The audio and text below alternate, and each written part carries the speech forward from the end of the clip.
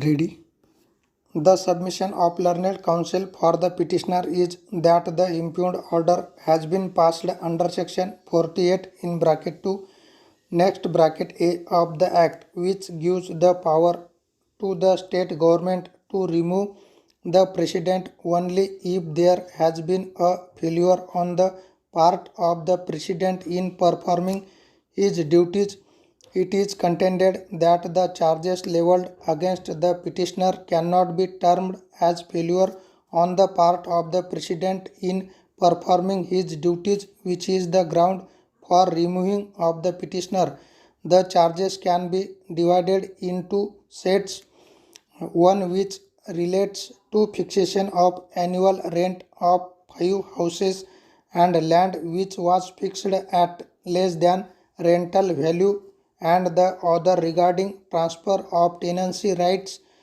of 9 shops,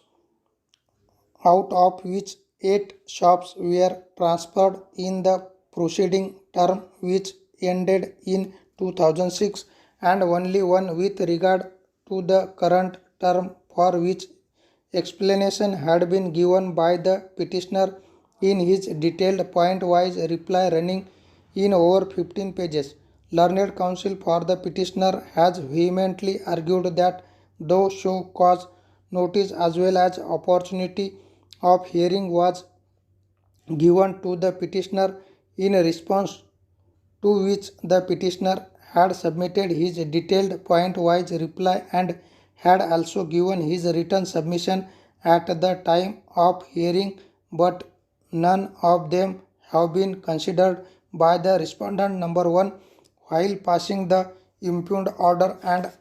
all that has been stated is that no material evidence or ground has been given in the reply so as to discharge the petitioner of the charges. It is thus submitted that the impugned order has been passed by the respondents in a mechanical manner without application of mind and without considering the point-wise reply and written submissions of the petitioner, and as such the impugned order is liable to be set aside. Para. Learned standing counsel has however submitted that the order find support from the reports of district magistrate and sub-divisional magistrate, and as such the said order should be considered in the light of the said reports, and